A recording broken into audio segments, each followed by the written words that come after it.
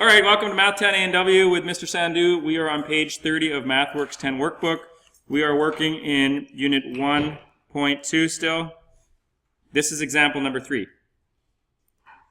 Shireen is the manager of a fabric store and is training a new employee. Shireen wants to make an easy reference chart that lists prices of different lengths of fabric. 1 meter of the fabric costs $8.42. Fill in the rest of the chart. So, all this is the same stuff we've been doing, but it's just in a different format. It's fit into a chart, but it's actually the same mathematical solution. So if you look at the chart, we're missing something here and something here, but we do have one complete line. Okay, so this line here is complete. We can use that information to solve for the other ones. So this is a situation where she's just trying to make it easy for people by listing different amounts using the same rate. So if we can just find what the single unit cost is, then we can calculate for the others. So in this case, it does say 1 meter is $8.42. So you can set up a proportion to solve this. Again, people think, like, should I divide or multiply by 842? Should I take the 842 multiply this? Like, you don't need to think that far. If you can do that math in your head, that's great. If you can sort of figure out how to do this, but again, doing a proportion, setting up a proportion works every time, and it becomes so natural that that's the suggestion that I have. Here we go. I'm going to start with saying it's $8.42 for 1 meter, because that's the information that they have given you for 1 meter, okay? And I can solve the other two using a proportion. So we have money on top and meters on the bottom. So this one here, where we have the 0.5 meters, and let's say X, let's put meters on the bottom, so we have 0.5 on the bottom and an unknown amount on top. We can solve this simply by cross-multiplying and dividing. Therefore, it's going to be X equals 8.42 times the 0.5 divided by 1, which we don't actually have to show if we don't want to because it's redundant. So 8.42 times 0.5 gives us our answer.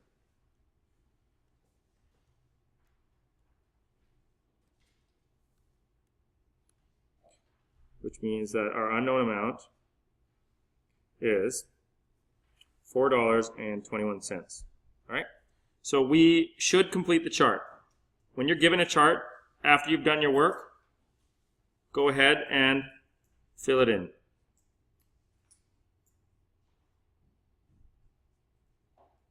$4.21.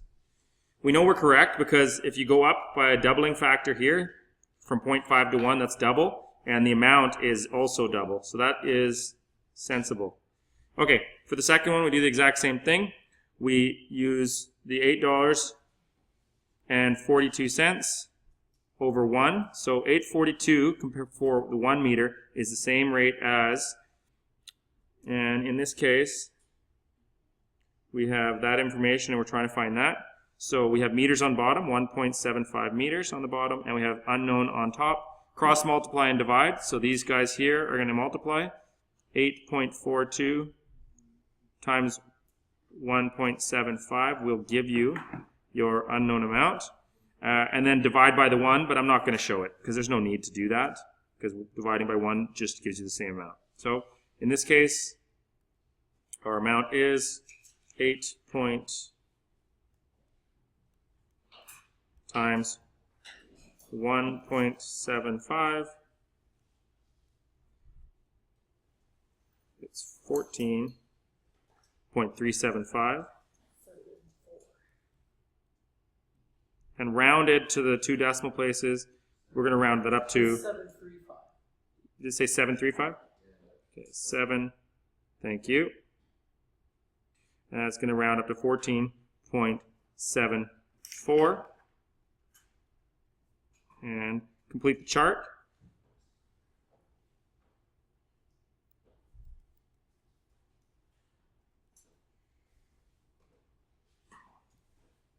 And that's it. Remember that you're not done the question until you actually answer it. Because a lot of times people will do mathematical calculations, for instance, on this side here. They've done all of this work here. They've come up with a final amount of $4.21, Just because the math's done doesn't mean you've answered. You have to then go and answer the question, or even sometimes in a word problem, they're going to want you to answer the question in words. Okay? So you might need to write a paragraph out, a short paragraph saying, you know, the cheaper one of the two is the so-and-so, right? Make sure you answer the question. Okay? All right.